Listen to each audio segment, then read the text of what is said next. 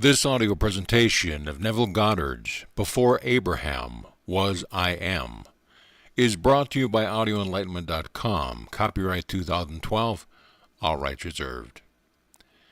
Before Abraham Was I Am. The drama tonight opens to the 8th chapter of the book of John, where the evangelist writes of the state into which he has entered, saying, "Truly, truly I say to you, before Abraham was I am." The Bible is a recordation of the eternal spiritual states of the soul which everyone must pass through, beginning with the state of Abraham and culminating in the state called Jesus Christ. It is important, therefore, to distinguish between the man and the state he occupies at the present time. Always remember that the Bible is addressed to the man of imagination and not to any mortal man. Blake said, "It must be understood that the persons Moses and Abraham are not here meant, but are states signified by these names, the individuals being representatives or visions of those states as they were seen by mortal man in a series of divine revelations and recorded in the Bible. I have seen these states in my imagination. At the distance they appeared as one man. However, as I drew near, they became a multitude of nations. One man, represented by multitudes and multitudes of men in harmony, appears as a single being. The ancients saw him, and believing in what they saw, they prophesied of the ultimate state, and personified him as Jesus Christ. No one knows the true authors of Matthew, Mark, Luke, and John, but I can tell you, they were relating their own experience when they put words into the mouth of a personification of this ultimate truth called Jesus. Turning to those who were present, he said, "Your father Abraham rejoiced that he was to see my day. He saw it and was glad." Those who heard him said, "Why, you are not yet 50 years of age, and Abraham saw you." And he replied, "Before Abraham was I am." With that remark, they took up stones and stoned him. Now, this was not a drama that took place in the secular world. The evangelist is telling the truth. However, for being in the state of Jesus Christ, he knew he was the immortal being who was before Abraham. He knew he was God himself, the author of the play called life. This truth every child born of woman will know from experience. Let us now turn to the book of Galatians, which is the earliest book of the New Testament. The 13 letters of Paul were written, distributed, practiced, and called the gospel at least 20 years before the gospels Matthew, Mark, Luke, and John were written. In it, Paul speaks of my gospel, saying, "I did not receive it from a man, nor was I taught it. It came by revelation of Jesus Christ." Then he tells his story. Abraham had 2 sons, one by a slave and one by a free woman. The son of the slave was born according to the flesh, the son of the free woman by the promise. This is an allegory. These 2 women are 2 covenants. The one who bears the child by promise is Jerusalem from above. This is the state called Sarah. Paul states quite boldly here the story of Abraham, Hagar, and Sarah is an allegory. And an allegory is a story told as if it were true, leaving the one who hears or reads it to discover its symbolic representation and learn its lesson. Hagar and Sarah symbolize 2 covenants, one bringing in slavery and one freedom. My mother was not named Hagar, and the chances are your mother was not either. But every woman who has a child in the language of symbolism is Hagar. The child may be born in a palace and his mother a queen. He may know enormous wealth and a life of ease, but he or she is still a slave. Whoever wears a garment of mortality must take care of it, for it assimilates and must expel, through some artifice, that which it cannot assimilate.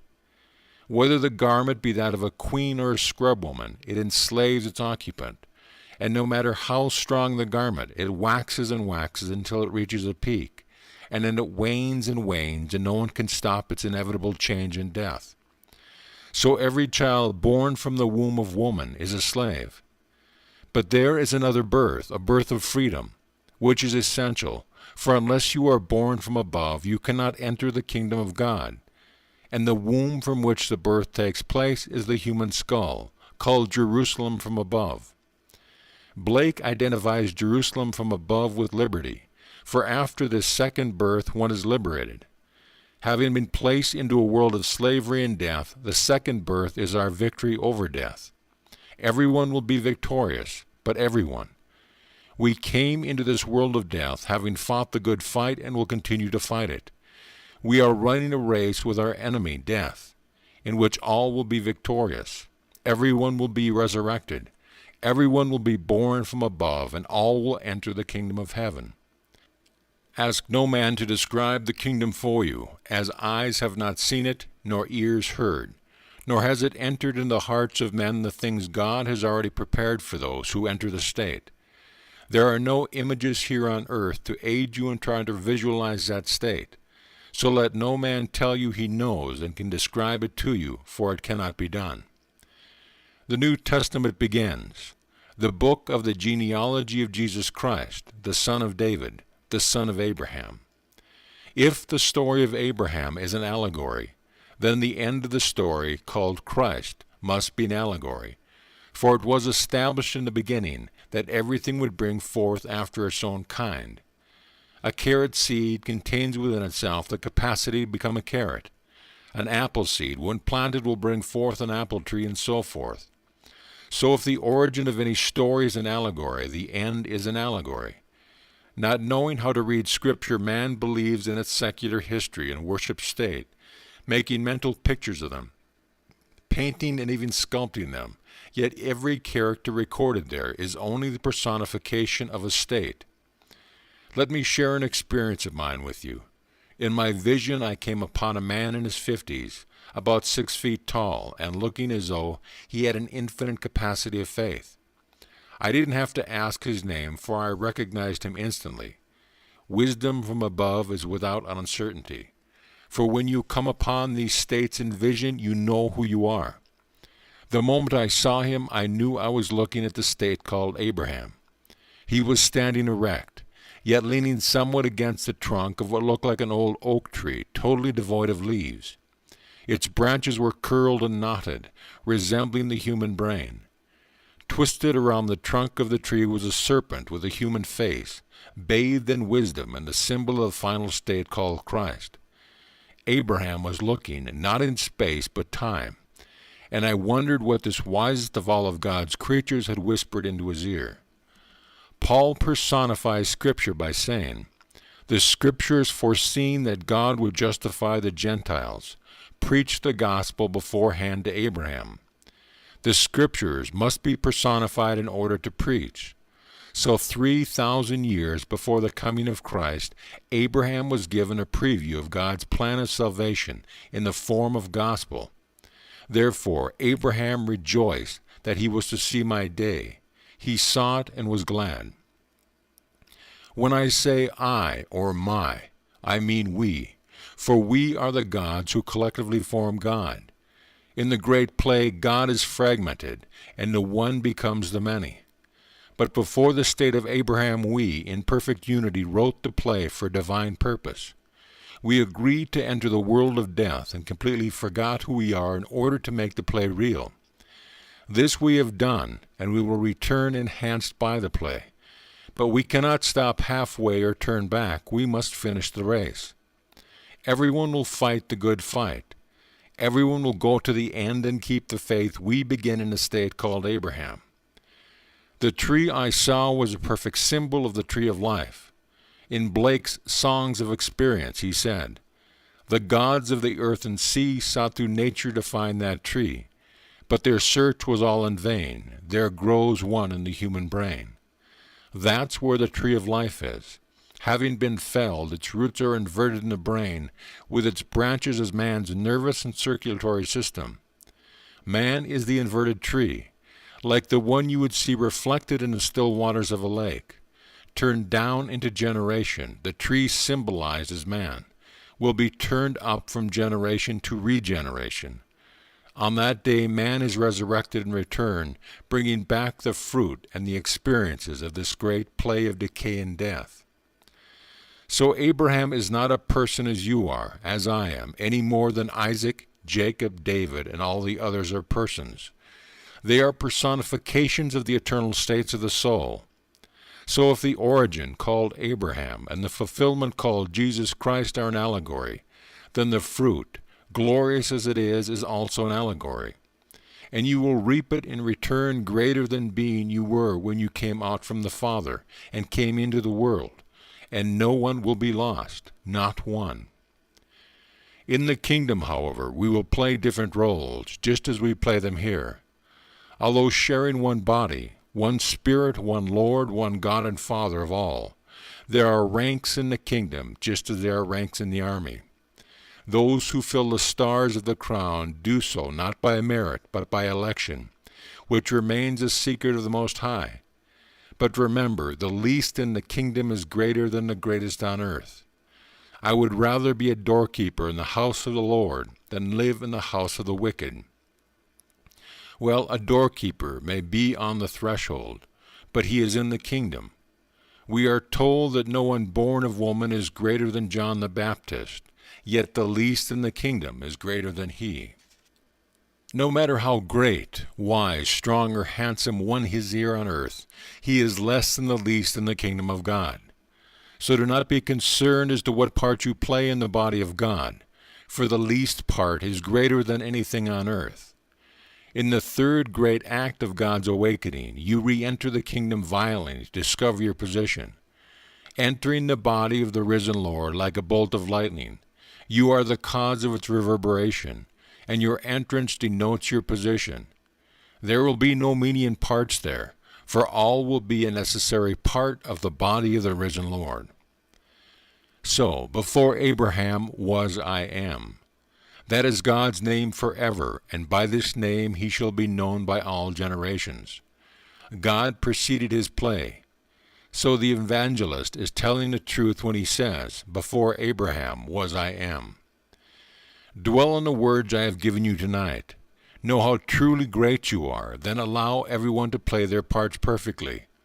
If someone tells you he wants to feel important, let him feel it. If he wants to make an impression, let him make it. He is playing a part in the world of Caesar, and maybe he has to make that impression for a certain self-satisfaction as he passes through that state. If you look at a person spiritually, you can see the spiritual state he is in, and realize that while he is in that state, he is playing his part perfectly. We are all immortal beings who pass through states until we reach the state of Jesus Christ, the state designating the end of the journey. And when you enter that state, Scripture unfolds in you, casting you in the role of the central character, and you are awed and thrilled. Prior to that moment in time, you have thought it blasphemy to claim such divinity, but when it happens, you can no more deny it than you can the simplest evidence of your senses. And having experienced Scripture, you have fulfilled the only purpose of life, and you know it. All the stories of the Bible are supernatural truth, which take place in a remote region of the soul. A lady here tonight said, "As I examined a translucent box covered with skin, you appeared and began to peel transparent skin from your cheeks." She saw correctly. At the end of the journey, the skin you wear, which was so responsive to the inner you, that you thought you were it, would be taken off and your true identity revealed. I have a little namesake in New York City. His name is Neville Mark. I saw him a month before he was born, and when I asked him when he was coming on earth, he answered quite innocently, the 10th of November. A very dear friend of ours was pregnant at the time and expecting her child in December. I shared my experience with her and told her that should her baby be born on the 10th of November and he was a boy, his name was Neville Mark. Well, even though she did not believe me, her baby arrived on the 10th of November and she named him Neville Mark. About 3 or 4 years ago, I visited the family, and Neville Mark, 12 or 13 at the time, said to me, "Neville, I know that I am not what I appear to be. If I could only get my body to stand perfectly still while I turn around in it, I would know who I am. I also know I cannot do it until I die, and I can hardly wait to learn my true identity." This little lad knew what my friend saw, for he knew that the skin which was tightly woven over him hid his true identity. This is true, for everyone here is wearing a mask. One day the mask will be taken off, and we will all meet unmasked. Yet we will know each other as we did before Abraham. There will be one grand, wonderful, joyous moment, when having returned we recognize the being we were prior to putting on our mask to play the play of life. The evangelist knew from his own experience that before the state called Abraham was I am. Yet those who heard his story took up stones to throw at him. Now a stone symbolized the literal fact. The stones they threw were the facts of his life here on earth. They knew his parents, his brothers and sisters, as well as his educational and social background. They knew he was not yet 50, yet he was speaking of one who was recorded to have lived 2,000 years ago. Friends here have thrown the same facts at me. I recall one night at a dinner party I told the late Aldous Huxley that these characters were not persons, and he said, "Neville, Caesar and Herod lived, and they are mentioned in Scripture." And I replied, "I speak of the Scripture, which is the Old Testament, and they are not there. If you want to accept Jesus as a man, the only book he could have read was the Old Testament. In the temple he was given the book and read the words of the prophet Isaiah. Everything he quoted was from the Old Testament, as the New hadn't been written. I am not denying that Paul and the evangelists live, but they were anonymous. The Old Testament is a recordation of eternal states, and the prophets who recorded them were doing a work the full import of which he did not understand. They inquired as to what time or person was meant, and it was revealed to them that they were serving not themselves but us. When the time fully comes, the secret will be uncovered, and we will see the end as we fulfill the state called Jesus Christ. Each will enter it, one after the other, and all will experience everything that is recorded in the Scripture concerning Jesus Christ. And each one of us has had the identical experience. Who are we? Are we not Jesus Christ, the perfect man who reflects the glory of God and bears the very stamp of his person? When you reach that state, the work is done, and you return to where you were before your deliberate fall. You did nothing wrong, but took the challenge, for only God could die in confidence that he would rise. We are the gods who took the challenge, who came down and entered these masks that decay and die, to find ourselves restored, waxing once more, waning and dying. Restored, waxing, waning, and dying, over and over until the end is reached. Then there is no more restoration, only resurrection, as we are lifted out of the world of death to enter the kingdom of heaven, the world of life. Everyone is destined to be in that kingdom, to play his predetermined part. For those whom he foreknew, he predestined to be confronted to the image of his Son, and those whom he predestined he called, and those whom he called he justified, and those whom he justified he glories. Everyone, even the least in the kingdom, will be glorified in the body of the risen Lord. And remember, before Abraham was I am. Now let us go into the silence.